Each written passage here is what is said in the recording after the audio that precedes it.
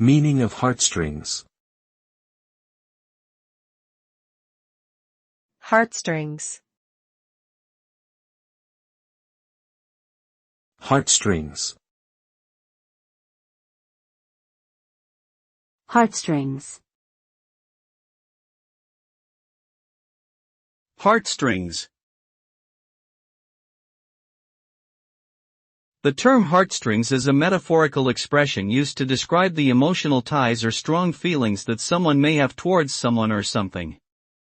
When we say that someone's heartstrings are being pulled, we mean that they are deeply moved or touched by something.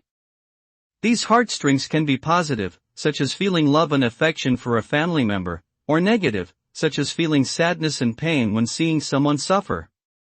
Ultimately, heartstrings represent the deep, often inexplicable emotions that we feel towards the people and things that matter most to us.